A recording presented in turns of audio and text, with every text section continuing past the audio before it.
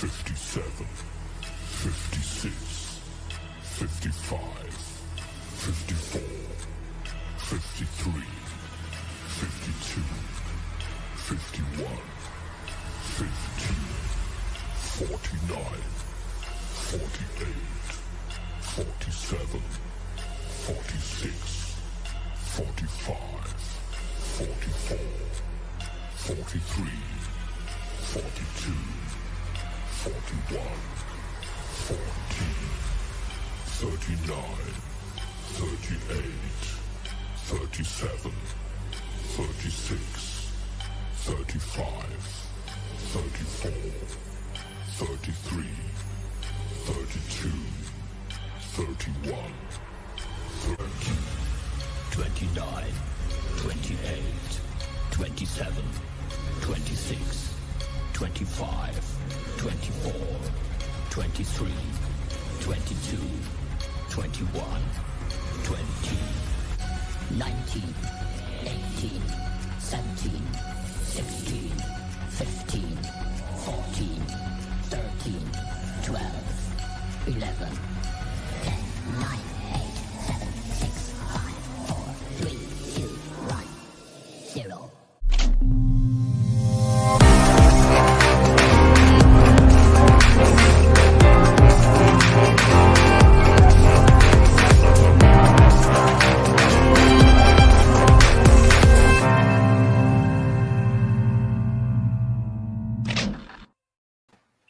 Good afternoon and welcome to another episode of Powered for SP3, all the way from New York. How are you this week, my friend? And before we start, we must say last week I jinxed it by saying surely there's no more releases. I made the banner all about the releases because I couldn't believe how many there have been.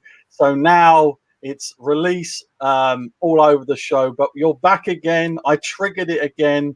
And now we are going to have to talk about it again. It's a weekly topic here. SP3, who is not released, by the way, by popular demand.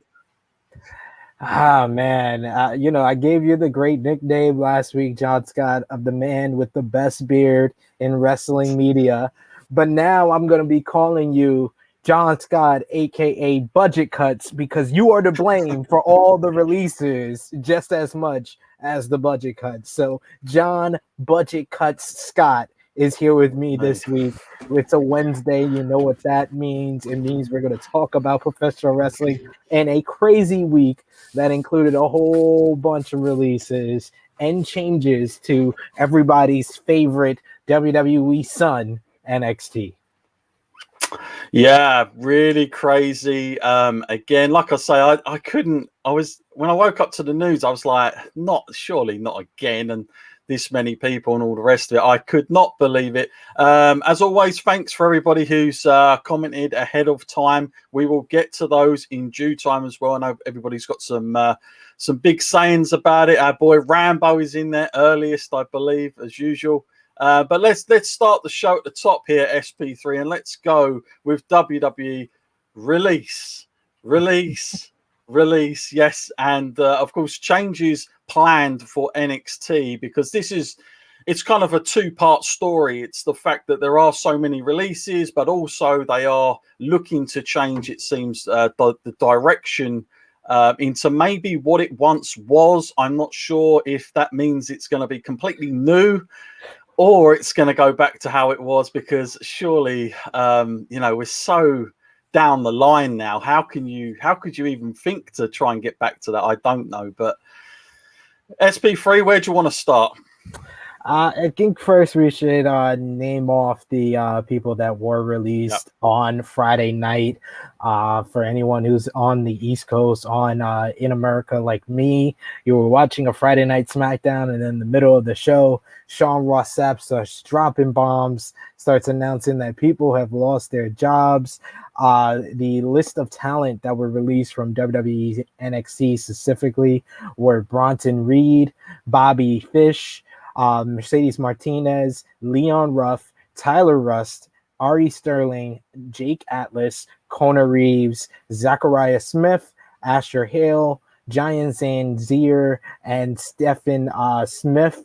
That was during the Friday Night SmackDown telecast. And then after the telecast ended, they also added Desmond Troy to this list of talent. I was quite surprised because I never remember this happening in the middle of a weekly television show for WWE. I guess, like many, the most surprising name was, of course, the former North American champion, Bronson Reed, because he had been in headlines, in the news, and rumors as of late, having dark matches on the main roster, suspected to be called up to the main roster. The whole reason that people said he lost the North American Championship at the end of June to Isaiah Swerve Scott was to prepare him for his call up to the main roster. So that was a big shock. Bobby Fish being released was a big shock as well, especially with the news coming out that Adam Cole had a high priority meeting with Vince McMahon, and the same day that he does that, his Undisputed Era buddy Bobby Fish gets released. That seemed pretty strange.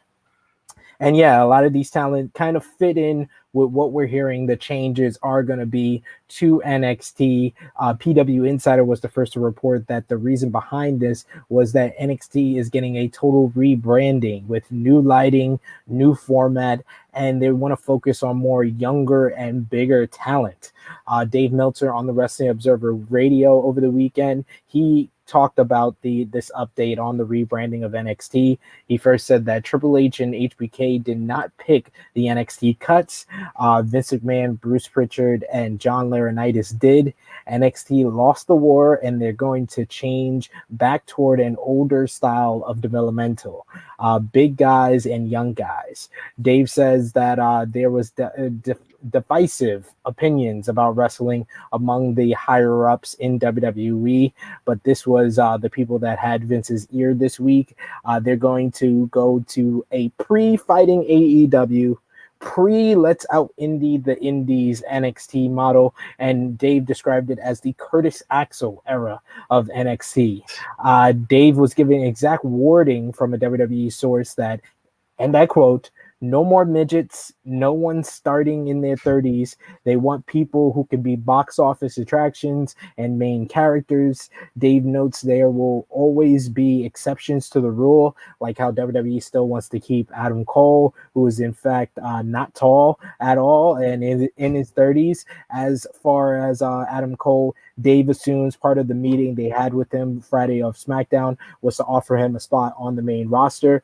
Main roster writers have been told to start coming up with storylines for Adam Cole, so that's definitely a good thing. Although Ringside News reported this week that WWE doesn't really want Adam Cole, and they offered him a spot that not many people believe in. So believe who you want on that regard. And then Dave also added kind of a line has been when they get to NXT, we have to teach them not to do indie style, and then when they come to the main roster, we have to teach them not to do the NXT style.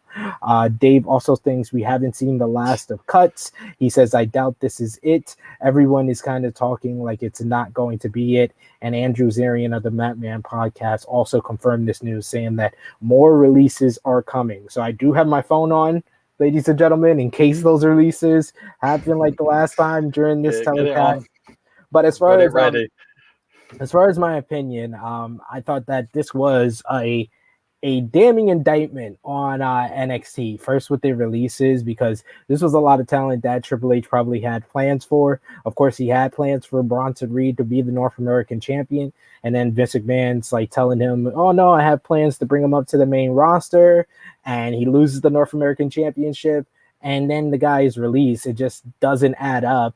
Bobby Fish is someone who is the model of how dumb it was to break up the Undisputed Era. I would say I've been saying on a couple of different things, Wrestling Daily, True Hill Heat YouTube channel. This is probably the dumbest move in NXT history, breaking up the Undisputed Era, because Adam Cole is where he is. He's hit that ceiling in NXT where he's achieved everything there, and he has to go to the main roster to achieve other things and achieve new things. Kyle O'Reilly was supposed to be the guy that came out of this becoming a bigger baby face, but as we'll get into with NXT, The fans don't even seem that into him like a top babyface would be. You know, the fans would be cheering and rooting on. They don't seem into him like that, so that's a failure. Roderick Strong had to start a whole nother stable, and we see how well that's going because one of the guys in that stable got released in Tyler Russ, and that was after rumors and reports that Diamond Mine was going to get a big push. And then Bobby Fish is someone who was lost in the shuffle, who just didn't really get to respond to the breakup of Undisputed Era because he was injured with a bicep injury.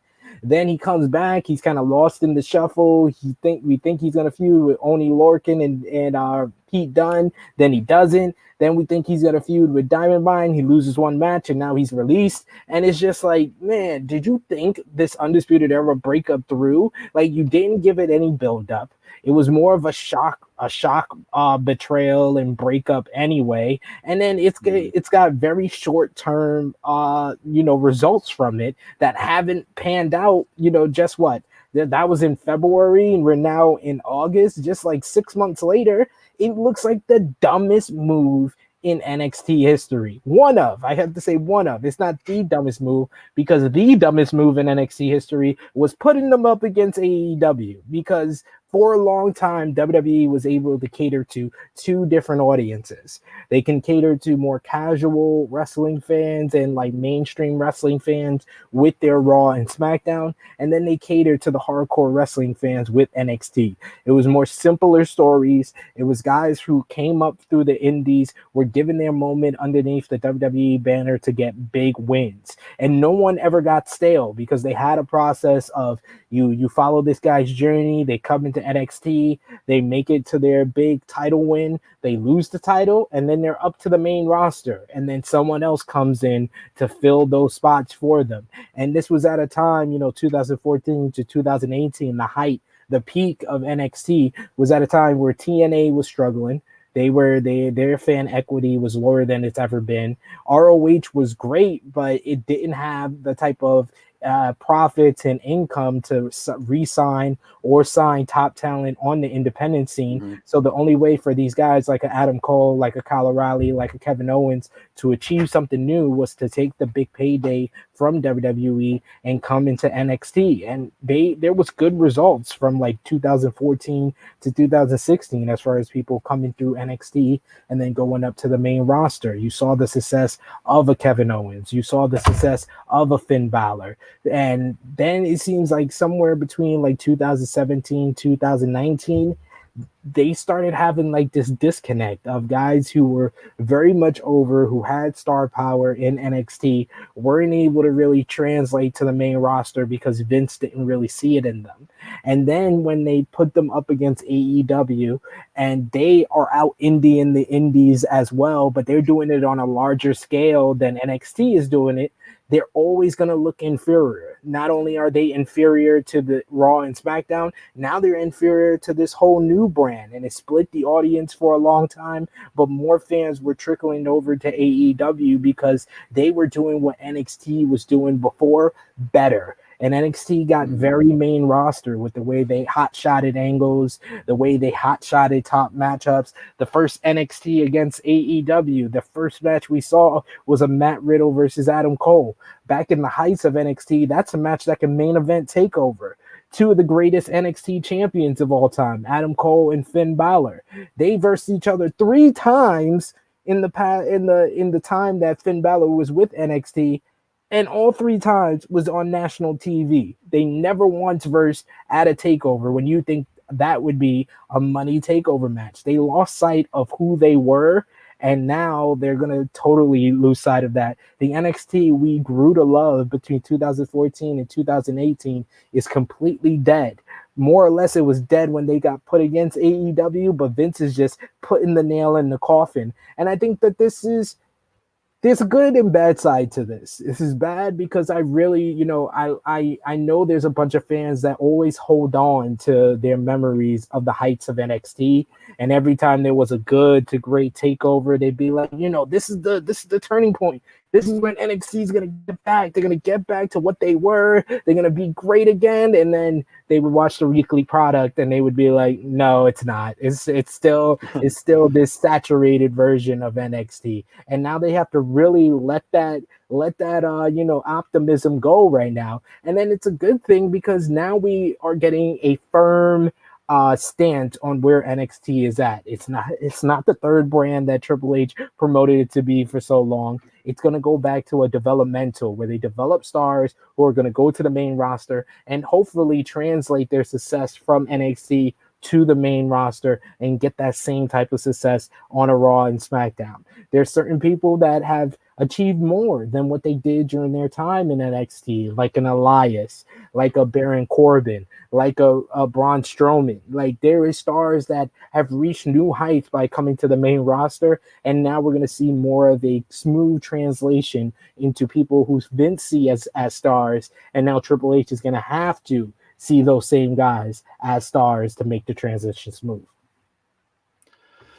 Wow, a lot to take in there, and some good points made, I think, by yourself about the whole AEW NXT, basically with the same audiences, and they've made a divide big time and hurt themselves by it. So yeah, with you there. I mean, the thing is with me, SP3, when I think of my favorite NXT times, it was probably not even what you'd consider the high. I kind of was liking it when it was growing. Very, very early days. And what we saw at NXT was like very low level storylines. They weren't as intense as they are now.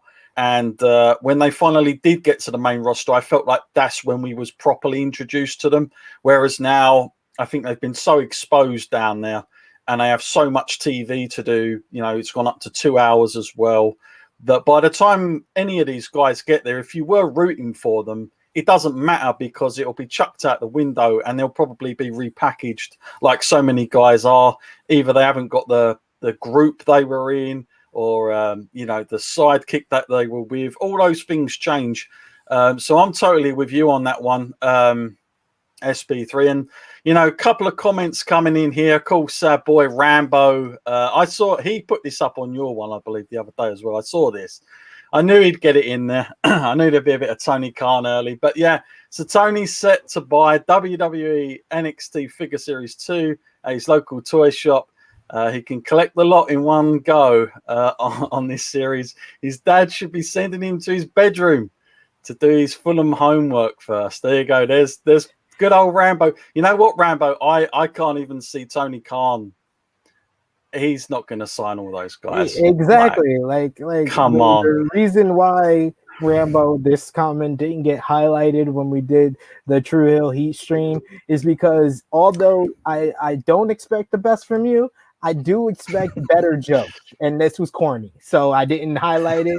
You should be happy that John Scott is a little bit more. We got lower standards here. He's a little bit more. He's a little bit more. His standards for you are a little bit lower than here, and you just hit the bar that he set for you.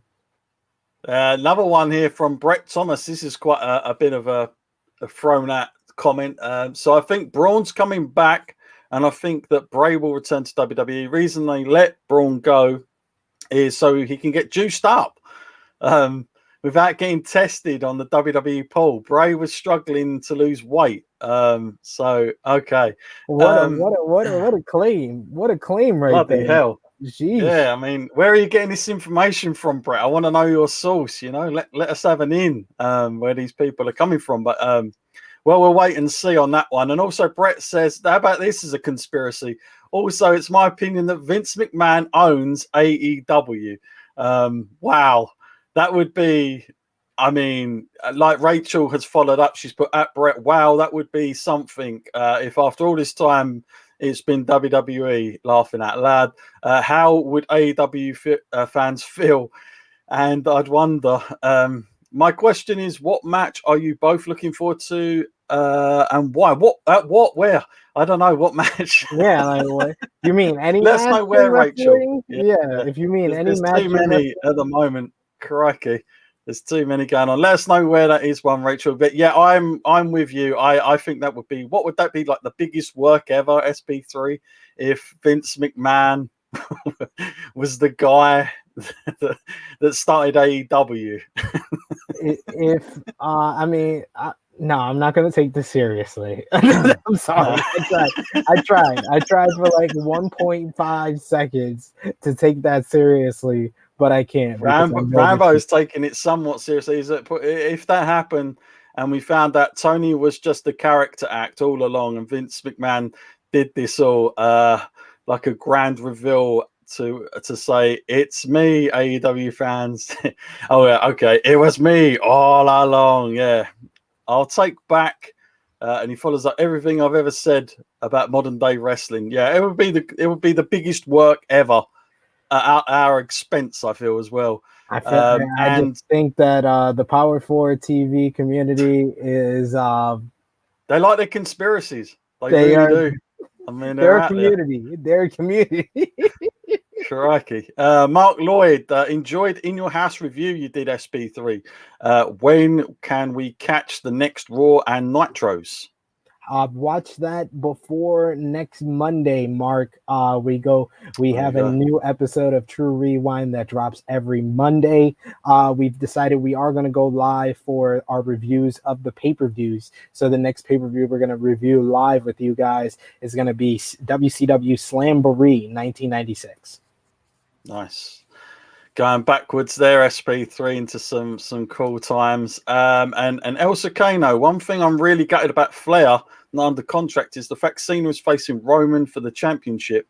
And if he wins, he goes past Flair. You could have added that dimension in with Heyman. And also follows up, WWE never really even makes light of the 16 times. And no, they kind of, I don't think I've heard them mention that in any of this feud. That SummerSlam you and I were at, SP3, it was all about that. It was all about surpassing Flair, and I think he was there at the time. And yeah, I don't know. I mean, they're not going to now, are they? Because Flair's gone, so that's definitely not something they're going to keep harping on about. But you know what? WWE being WWE, I'm thinking back to Demolition, you know, like when they like to outdo their run as tag team champions because they want nothing to do with them. You know, would it be, I wouldn't put it past them to say, yeah, we'll give Cena the belt for, even if it's just one night, just to get past Flair, and then we can say we've got that record back. You know what I mean? But hopefully. Yeah. I mean, this is something they've repeatedly done in history. Remember when they knew Brock Lesnar wasn't coming back in 2004? Yeah, the same year Randy Orton becomes the youngest WWE champion of all time. Like, this is something they've constantly done throughout history. Like you said, they did it with Demolition when they did their lawsuit against WWE. They had the New Day pass them as the longest reigning tag team champions. So yeah, I wouldn't be surprised, especially if the rumors are true that they had a bad falling out between Vince and Ric Flair. I wouldn't be surprised, even though it would really derail the momentum of Roman Reigns. And if they're planning to do Roman versus Rock at WrestleMania this year, I just don't see it happening. But I do like that that story, that type of story suggestion, Elsa. I like. Yeah, I wanted them to do that. I would dig like Ric Flair in John Cena's corner. We can get like a Ric Flair versus Paul Heyman on the mic. We can get John Cena and Roman on the mic. I like that. That would be very interesting. Absolutely. Mark Lloyd as well. Question: if, say, Hangman Page, MJF, and Indie Darlings that never were on WWE ever were free agents again, would WWE allow them in, or do you think that much like TNA back in the day, they don't get touched? They don't touch them.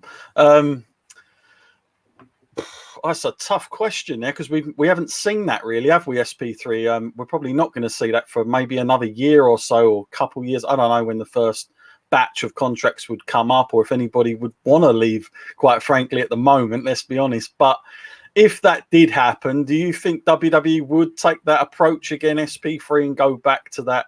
Because TNA at the time, it wasn't at AEW's level, but yet they wouldn't have that. They never got AJ Styles when they probably should have done. There were so many guys they could have got, and they kind of wasted that time just because they didn't want to have that association. But would they do the same, do you think, here as well? Do you I don't think. Sort of spite?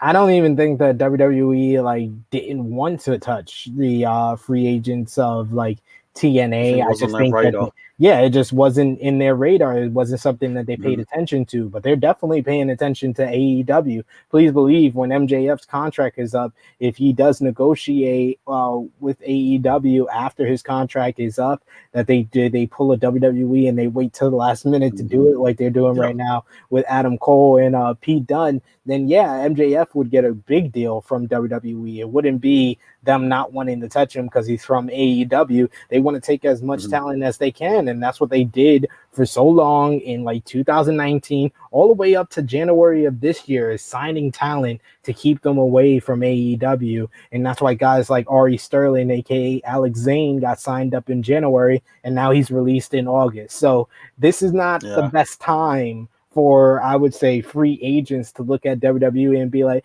oh, that's the place I've always wanted to go, especially with the job security right now. It just wouldn't be wise. No, you'd have to do some very good negotiating. Carnage Payne, what's up? All can't make live today. Got a shift at 4. Release movement hashtag. Won't be long until we see Triple H get cut and released. Yeah, imagine that. Well, he didn't know too much about the latest cut, so he's proper out of the loop. So you never know. He's probably fearing for himself. Yeah. Brett follows up. Triple H then goes to AEW under the name Paul Hunter Helmsley. PHH Oh, baby, that'd be yeah, rich. that'll be That'd be rich. Paul Hunter Helmsley. I would love it. I'd like that, Brett. That's Brett. That's one of your best comments ever. I will say. yeah, yeah, absolutely. I wonder if that's because of Logan Paul. I wonder if that's why it's got the nod in there. You know, I'm starting to think ahead on this one, SP3, just a little bit. Fifth gen. You're seeing through his stuff now. You're seeing through I it. am. Hope everyone's doing well. Can't watch live today. Stop to give a thumbs up. Thank you very much. Thank Yes, you, brother. watch later, my friend. You can always catch up. And Romeo is also in the house. He's put whoever Hey. accidentally clicked that thumbs down, please correct your mistake. Thank you. Well, cheers, Romeo. And yes, to that person, get it up. Come on. Honest Beyond Reasonable. Hey guys. He's also saying hello. What have we got? Brett's now asking, what's on your tattoo, John? I don't know if I've ever shown. It's Yeah, go ahead. skulls. It's a lot of skulls. I don't know if you can see it in the camera. There's a lot of skulls going on. It's kind of odd, this position. There you go. Lots of skulls. That's what it is. It's a load of skulls.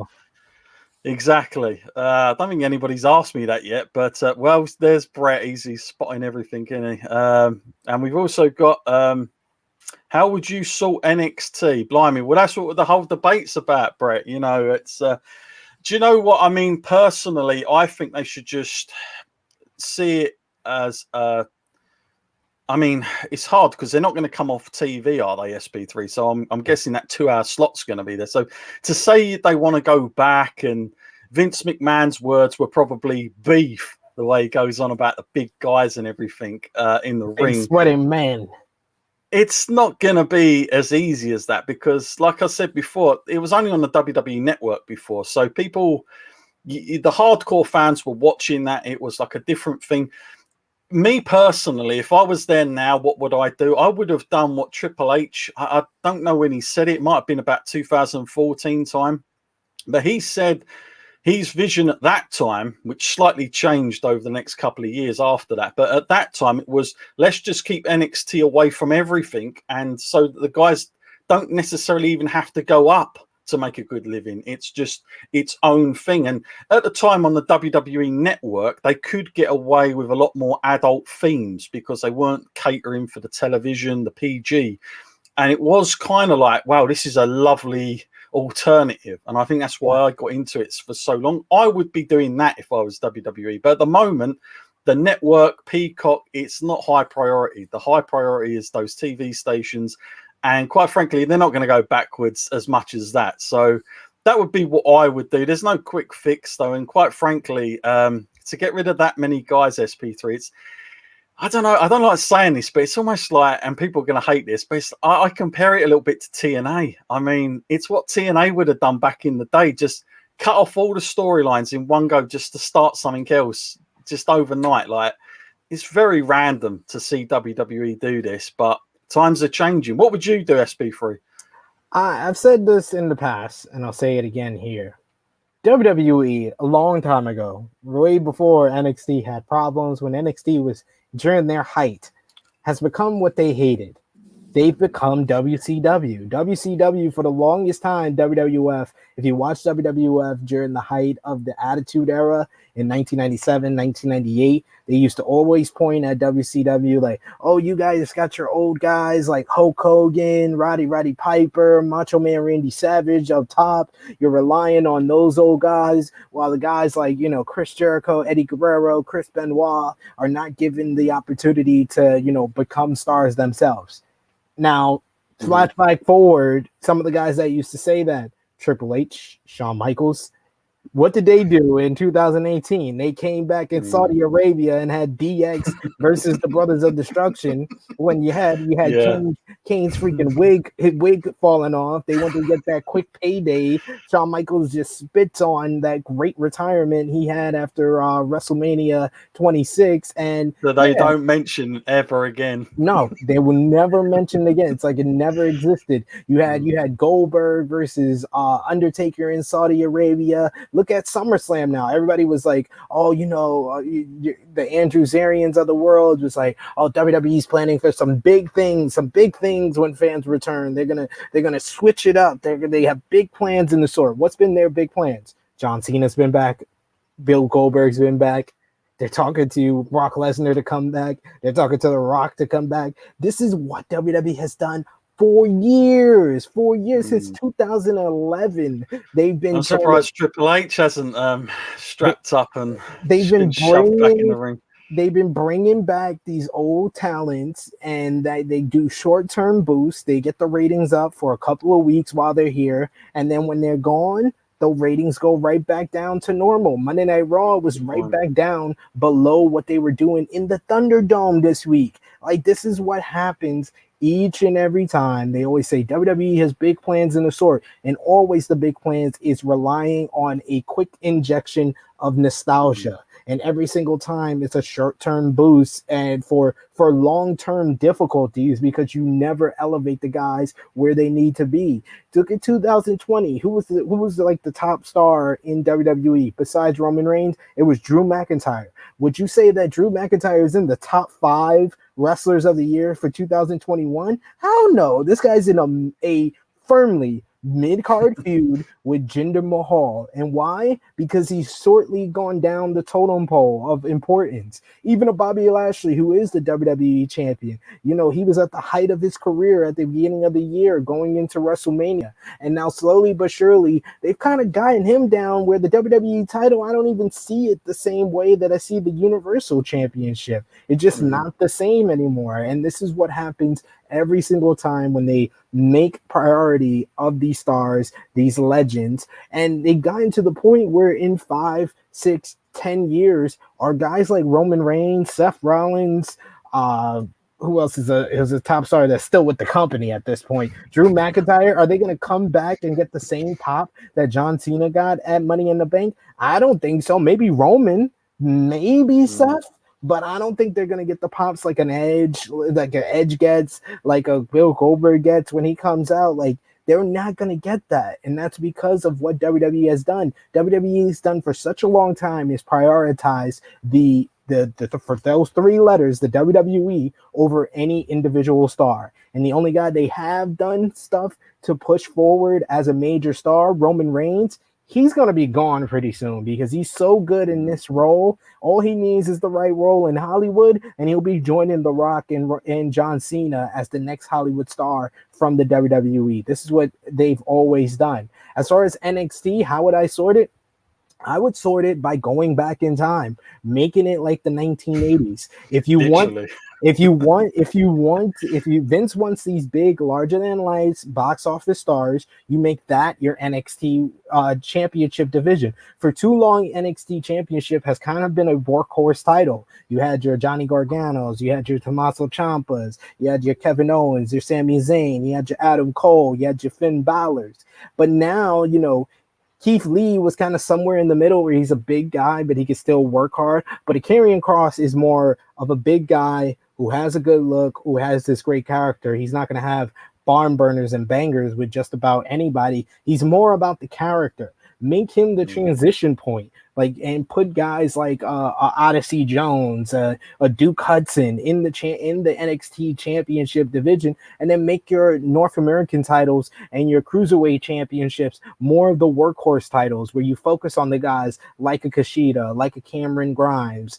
Those guys can come up through those divisions, and they might, one or two can trickle into the NXT Championship division, because Vince, although he's going to want those box office stars, he is going to want your charismatic kind of smaller guys. And someone like a Cameron Grimes is someone who can break through and maybe pull off the upset win over your Odyssey Jones and your Duke Hudsons. But they need to make that kind of the line in the sand, where they make it like the 1980s, when the Hulk Hogan's and the Ultimate Warriors were in your WWF championship scene, and then your Intercontinental title was more of like Mr. Perfect and Bret the Hitman Hart. They need to make that kind of the model for NXT, and I think that would be a better transition from NXT to the main roster. Good points, SP3. Someone I watched on your show, the review of In Your House, mentioned about Ultimate Warrior, and even though they came back, they weren't at the top. They was like in the Intercontinental level. And if I'm really honest, that was probably, I don't want to say Vince has totally lost it, but I mean, the last time Vince McMahon really probably took a ballsy chance in his roster was probably around those times in the 90s, to try and get people towards the Attitude Era, essentially. But he really had to take 2 steps back.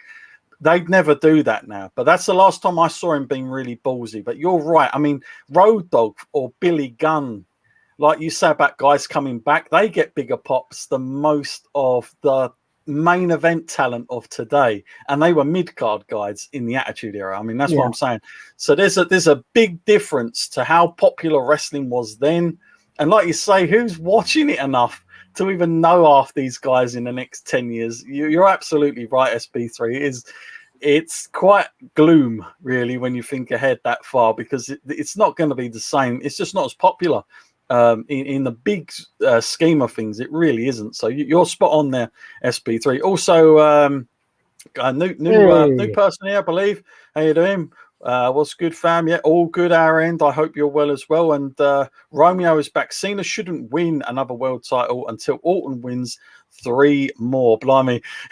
He wants to Orton versus Cena. Who can hit 17 first? I remember them doing that bloody ladder match where it was on like I hated that idea as well when they made the Undisputed again. Yeah, I've seen that too much now. I mean, Randy Orton, bless him, he is a lifer, because I don't think he wants to go to the movie stuff. I don't even know if he could get in, but yeah, he's not. He's been one of these guys that's been around so long. I think he's great, but he was never at the level of John Cena. But whenever that match gets made, they always try to make you believe it was, that they were kind of parallel when it clearly wasn't. Also, Romeo saying, need a new generation. We do. We need to get a new slogan. Feeling more like the Undertaker is going to break the glass. Yeah, I mean, crikey, if we see him come out of the woodwork again, we know I'm calling it. It's gonna happen, John. It's gonna happen. People need to stop acting like the Undertaker's retired. He ain't really retired. I stopped believing that years ago. After I saw him retire right in front of my eyes at WrestleMania 33, and then everybody was begging for him to come back at WrestleMania 33. It was like, oh no, Roman ruined your final match, so come back. And well, they got their wish, didn't they? Because he did. Exactly. But yes, there you go. Guys, we're going to take a quick break, and then we're going to go back to some AEW news. Thank you for all your comments. It's been a blast so far. Trying to fix the WWE. I feel like we're doing them a favor here, SP3. I feel like if they listen to this, blimey, we're giving them some good suggestions. Anyway, check out this event from 1PW.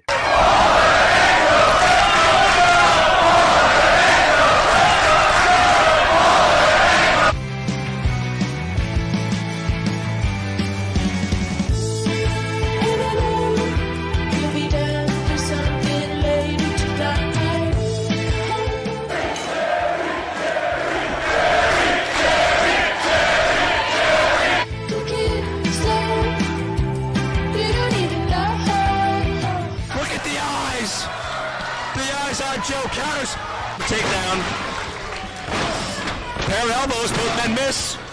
Miss with the leg sweep by Sterling, both men back up. Nice.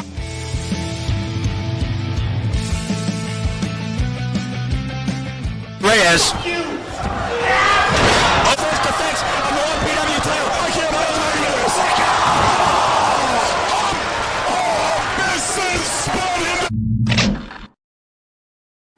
There you go, 1PW from the days of around, I believe that was about 2007 right there.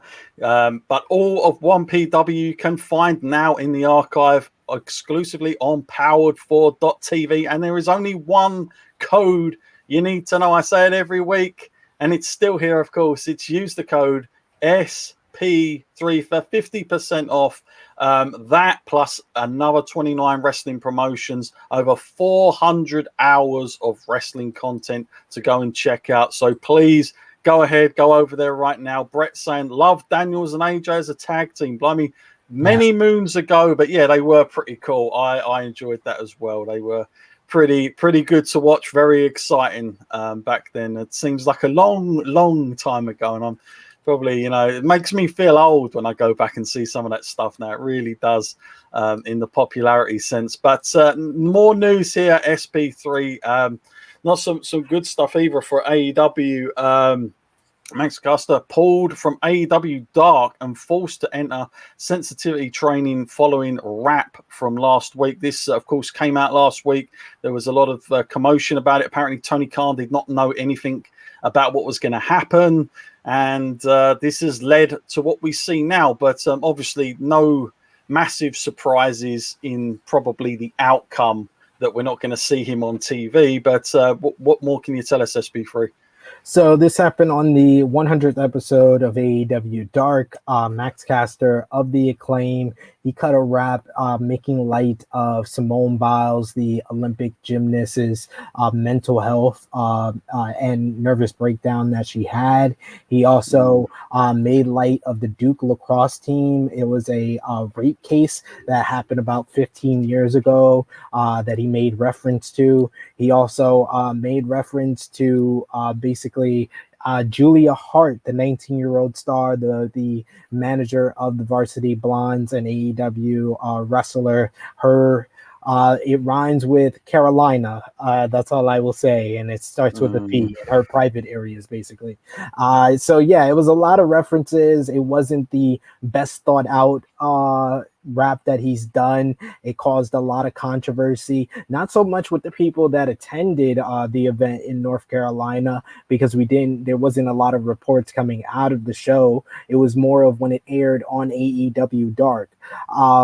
This in like forced AEW on this week's episode of Dark. They advertised 17 matches for the show.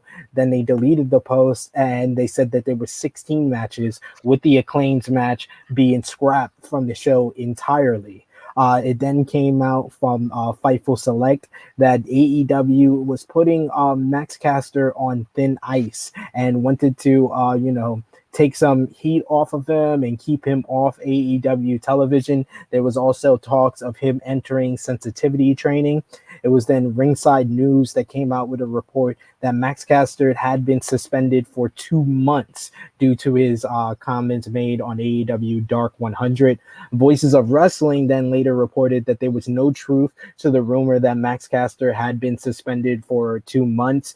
They did confirm that the rumor was a total work of fiction, and that the Fightful report was correct, that he was on ice at the moment and off of television. I've said this on a couple of different places, and I'll repeat here again. I think Max Caster is too talented and too gifted as a talker and with his rap gimmick that he needs to use Simone Biles' mental health or that rape case to get heat or to have an entertaining rap. Yes, his raps do lean on the, coming close to the line but never like crossing it too much and being controversial and being outlandish, but he doesn't need to go that far into that. I think he's too creative of a talent, and I don't think that these comments is a representation of who he is as a person, because I've had people kind of contact me on social media and tell me that he's the type of person that has helped them when they were in, a dark place in their life, and he's been one of the few like wrestlers who's like responded to their messages. So I'm not trying to say that this has anything to do with him personally, but at the end of the day, yes, I understand him, being some type of consequences for his comments. However, I don't think it's right to, put him on ice or take him off television when the real fault at this is the editing team and AEW in general. The fact that, Tony Khan says that he was not aware of what he was saying on AEW Dark, that's negligence. There should be someone who's kind of, policing what's being said on AEW Dark. If something goes too over the line, they should be bringing that to Tony Khan's attention. And the fact that it aired after it happened 6 days prior, and you had 6 days to edit out the material, that's on the editing team. Tony Khan has apologized for the rap on Busted Open Radio last week. He has said that he is taking over the editing for AEW Dark and AEW Dark Elevation, which explains why Max Caster was kind of scrapped from this week's show. But there's also, the fact that there are people that are on AEW television that have been accused in the speaking out movement, whether it was, a Justin Roberts or Darby Allin. The fact that they're on television and you haven't made it clear if there's been any type of investigation on your guys' part, or legally for that matter, that, to exonerate their names, it seems kind of like a double standard, and that's never a good thing, especially when, the person who is getting punished or put on ice here is an African American. You never want to have it feel like there's any type of double standard. So I think more of the blame, in my opinion, goes on AEW as a whole and their editing team more than Max Caster at the end of the day, because his gimmick is to be a battle rapper who is to be outlandish, be controversial. So I think that, a lot of people have pointed out that he hasn't apologized for the comments. I don't think in his mind he thinks he did anything wrong. And it should also be noted that on social media, he has removed AEW from his Twitter bio and any references to AEW there. So maybe he's a little bit salty on the decisions that AEW has made in response to the rap. So I'm hoping that, they can recover their relationship, AEW and Max Caster, because he's a guy that's very talented. I want to see the best for the Acclaimed. I know Anthony Bowens. I know him from his time over here on the East Coast on the independent scene. So I want the best for him. I want the best for Max Caster. I want the best for the Acclaimed, and I want the best for AEW. So they just have to, come out of this and learn from this overall, everyone involved. Absolutely, yeah, totally agree with you. I'm kind of with you. SP3 is a single individual incident. There has to be blame on both parts. But like you say, how the hell did that go out? There's more than just, in a big company. I know AEW is fairly new and everything, but by this point, they have so many editors and goodness knows what. Like, someone at some point must have gone, hang on, is that maybe a bit too much? Like, let's go to ask somebody else. Like, I can't believe that process never happened. But obviously Tony Khan stepped in. You can't do any more than that. I hope that stuff like this doesn't kind of happen again. I'm sure Tony Khan won't want it to happen in particular. Also, Brett saying, how did this get passed? Yeah, we just alluded that. Mark Lloyd, Julia Hart. What? No. Julia Hart. God He's damn obsessed with Julie Hart. You really are. You really with that woman. That was bad, man, says Honest Beyond Reasonable.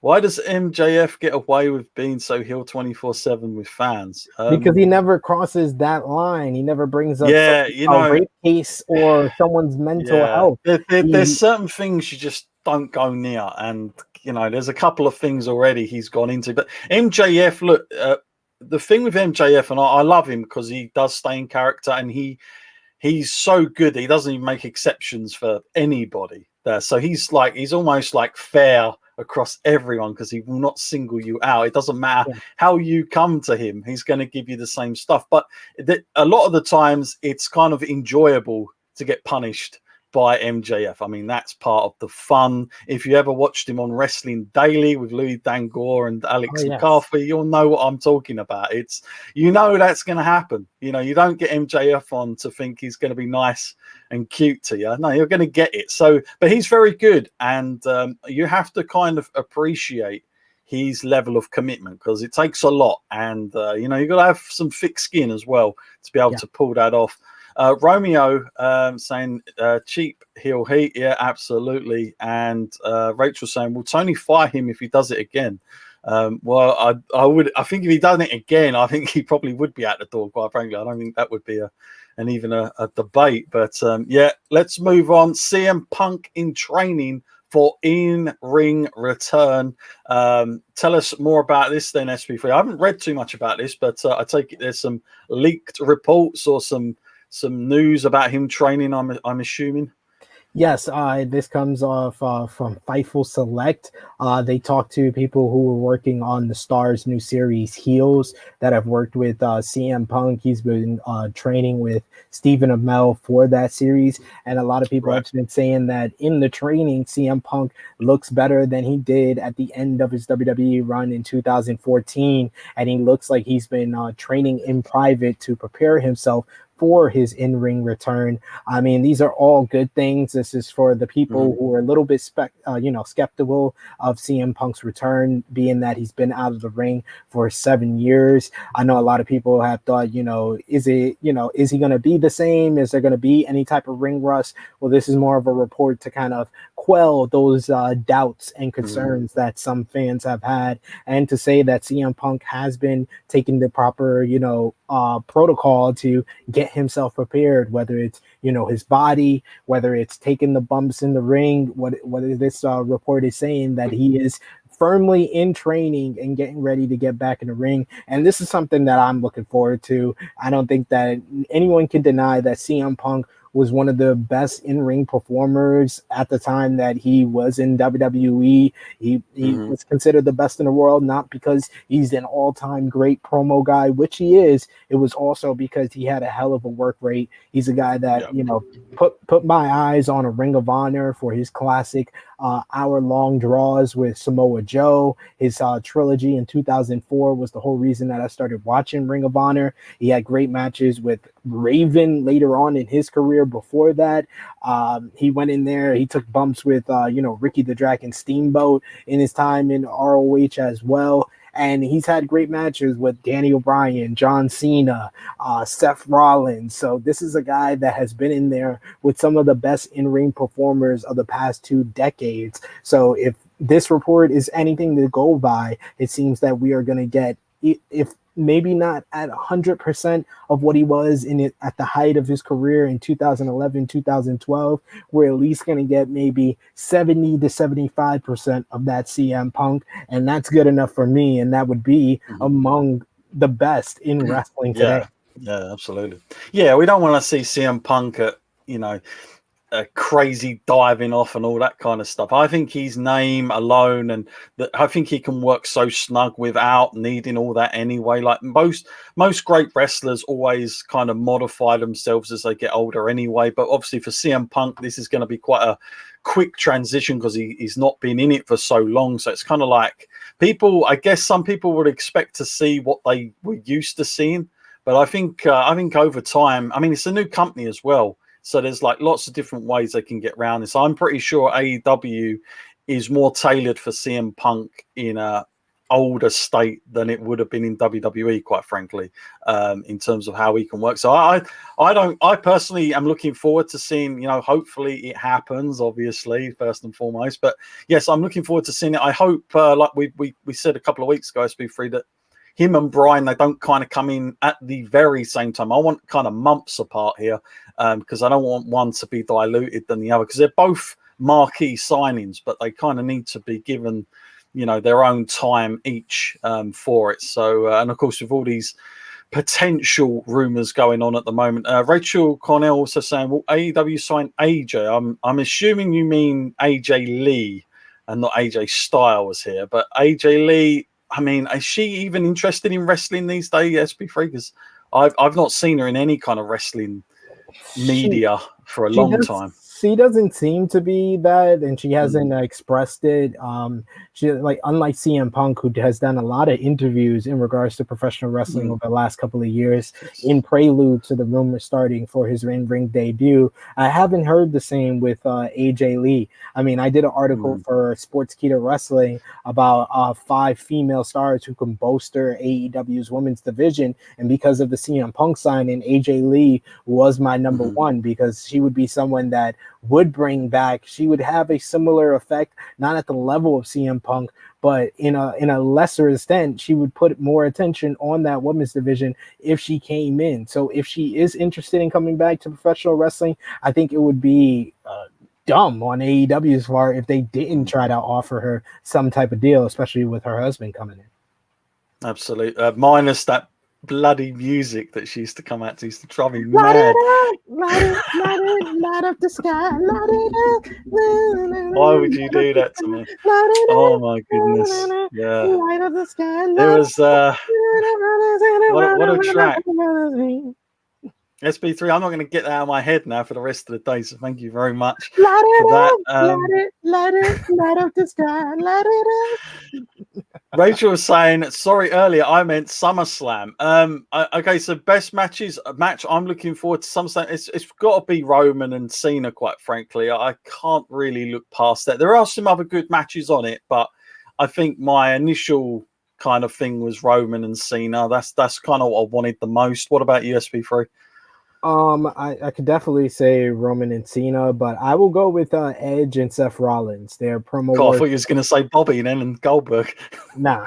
Over the last couple of weeks, Edge and Seth Rollins have really been bringing it on the promo work, especially this past Friday.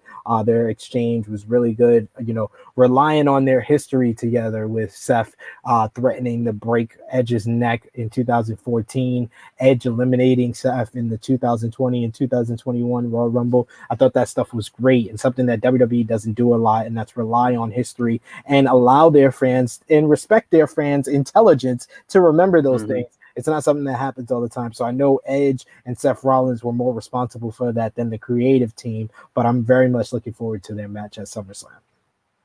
Absolutely. And to finish off the show, a quick recap. It has to be quick now, but NXT, of course, have lost most of that. I've got to ask SB3 because I haven't really been watching NXT as much, but has the takeover in any way been already affected, or was there not were those names not announced at all on that show? No, it wasn't too much of stars that were going to be on a takeover. Like I said, they were preparing for Bronson Reed to kind of make a transition out of NXT already. So the takeover card is really shaped up very nicely, with Samoa Joe versus Karrion. A lot on there for the NXT Championship. You got Walter versus Ilya Dragunov for the NXT NXT UK Championship. You got Adam Cole versus Kyle O'Reilly in a 3 stages of hell match for just announced last night on NXT. They're calling it a 2 out of 3 falls match, but every fall has a different stipulation. That's 3 stages of hell. I don't understand. Yeah, that's the video game memory. That is. I don't understand why they're able to call something Hell in a Cell, but they can't call it 3 stages of hell. Like, that makes no sense at all to me. But I digress. Dakota Kai versus Raquel Gonzalez for the NXT Women's Championship, and just announced last night as well, Cameron Grimes versus LA Knight for the $1 Million Championship. And if LA Knight wins, Cameron Grimes won't be his butler anymore. It will be $1 Million Man Ted DiBiase will be his butler. I thought that promo segment was very nice. This was the NXT, though, that had kind of a deflating feeling of sorts because of all the news that has transpired this week. They had a lot of short matches, which I think might be a theme going further if they are going to be making those changes and the format is going to change. I think we're going to see more short matches. But I thought the promo... What? I was going to say, I hope that doesn't come into play on TakeOver this, the next one, because, like, crikey, we're talking about Volta and Dragunov, you know what I mean? How could they ever get to that standard if it's going to be like that? It'll be a nightmare. Well, But, they did their best to yeah. try to deflate the bill for Walter and Dragunov. Ilya Dragunov was in the main event of NXT last night, and he had a very good matchup against Heard. Pete Dunne, but then he lost to Pete Dunne. He is I versing heard. the undefeated UK NXT UK champion that's been the champion for over 800 days. How the hell Was it do you clean have as well? Was it clean? Basically, all he did was get distracted by Walter, so he looks like an idiot for getting distracted more than anything. He doesn't look like, Walter didn't get involved Yeah. physically, so that wasn't like Pete Dunne cheated to win. He just took advantage of Ilya Dragunov being an idiot and not paying attention to the matchup that he was having. So I just thought that was an ill-advised decision. I thought I was like, I don't understand how you're building this guy up. And then they had a little confrontation after the match that Ilya got the better of Walter, and they expected us to forget that 10 seconds earlier he just lost a main event matchup to Pete Dunne, who doesn't even have a match at TakeOver. So I just thought that was just a dumb decision, and that's a word that I'm seeing a lot when it involves NXT. Yeah, it could be the new thing. Yes, thank you very much, the SP3. And of course, as I said, we are at the end of our show. Got a bit of announcement now. It's either good news or bad news, depending on what way you look at it, of course. But next week will be the final Powered for SP3 episode. Myself, I have again gone back into the old commitments now that wrestling has taken and evolved again in this the UK scene from COVID. It means that I'm back out there and I just can't get the time to do these shows each week, I'm afraid. However, the good news is Mr. SP3 is staying with Powered4.TV. Of course, you can see him on the True Heel Heat, but also he'll be coming back once a month as well to do some specials with us. So it's not the end. You're not going to not see SP3. SP3 will be here. And if you miss him, go and watch True Heel Heat. It's as simple as that. And also go and see him at these places, because now it's that time of the week, SP3, where we say, where is SP3 on YouTube? It's time to get the diary. It's time to get the PA. Where are you this week on YouTube? So this week on YouTube, thank you for that announcement, John. It's a little bittersweet. I loved, always coming on Wednesday and hanging out with you, talking about wrestling with the great community over on Powered4TV. You guys have been awesome. You guys been incredible. Slowly but surely, you guys have been, creeping over to the True Heel Heat YouTube channel. I've also been seeing you guys in a couple of other places. All the conspiracy over there to you. Taking all the other places that I'm at, and I appreciate all the love and support of the Powered4TV community. So that's why I'm not going. You're just going to see me once a month now instead of once every week, but it's going to be the same vibes with me, the same loving to talk about professional wrestling. But this week, you can find me on Post Wrestling, my podcast that I did with Brother Nate, Professor Chris, and Righteous Reg for the NWA Nubian Wrestling Advocate podcast on Post Wrestling. Wow. That's up right now on postwrestling.com. We talked about everything going on in African Americans in professional wrestling, more opportunities for Black wrestlers to be creative, for Black content creators, Black people in wrestling media. We talked about the 5 stereotypes of Black performers in WWE. So this was a very insightful and hilarious conversation. So go over and hear that one for sure. You can see me later on today on the Wrestling Daily YouTube channel, 3 p.m. Eastern Time, 8 p.m. BST, with Alex McCarthy on Wrestling Daily. We're going to be talking about the latest wrestling news. We're going to be talking about NXT a little bit more in depth, and of course our weekly debates. You can also find me on the Sportskeeda Wrestling YouTube channel on Friday following SmackDown on Smack Talk with Rick Ucchino and the legendary Dutch Mantel, aka Zeb Coulter, for all you WWE fans. I'll also be on the Distraction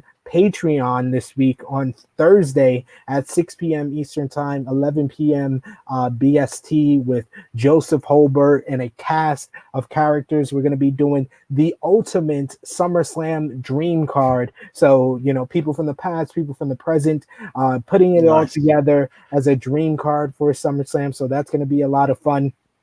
Saturday is one of the biggest episodes of True Hill Heat yet. It's the final episode of our 3rd year because next week is our 4-year anniversary of the True Hill Heat weekly podcast. But this week, we got one of our biggest episodes as myself and Top Guy JJ, we team up True Hill Heat versus Fightful's Distraction podcast of Joseph Holbert and Jeremy Lambert, a 2-on-2 fantasy wrestling draft. Chrissy Love will be on camera as our special judge, and everyone who joins us live, we're going to go live at 10 a.m. Eastern Time, 3 p.m. BST, tentatively. It might be 9 a.m. I'm not sure. We're going to figure that out. But it's going to be Saturday morning. Join us live because you guys in the live chat with your super chats as well will be the judges. So Chrissy Love and all of you watching us live will be the judges for the first fantasy wrestling draft as True Hill Heat meets the Distraction.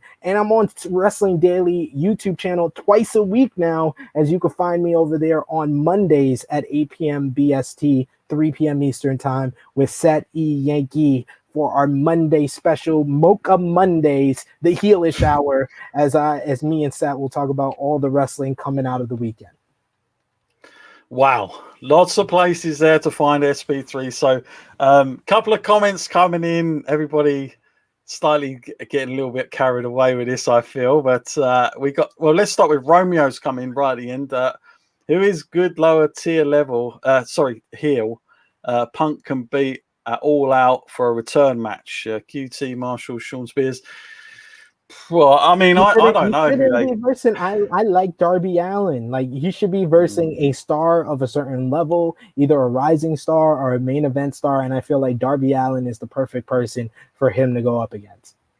I'll take anyone as long as it's not Cody, for reasons I described a couple of weeks ago. Because I always get those guys when they first come in. I want that to build. I don't want it to be the first thing. Rachel, do you think Harry Smith goes to NXT UK? I've been hearing rumblings of that, but plans change because of the travel restrictions, and I don't really know, given what's going on. I don't think WWE even know what they're doing with Harry Smith, quite frankly, at the moment, if I'm honest. So, no. Who knows, SP3? I have no idea. And Rachel also follows up with, why does NXT UK roster not get cuts? Good question, because there are a couple more signings this week. And I'll tell you what, if there's any roster that's just stacked up in a huge pool with 1 hour to condense all these people in, it's NXT UK. That'll be next, trust me. But I believe the wages are a lot less than what they're given stateside. So that's part of it. But it won't take long, trust me. I would imagine that's on their radar very soon. I mean, hopefully not. But like I said, they have been stacking up, stockpiling talent in the UK for pretty much the same reason SP3 said that WWE were doing in the first place, for them not to go to AEW and all the rest of it. This was part of it.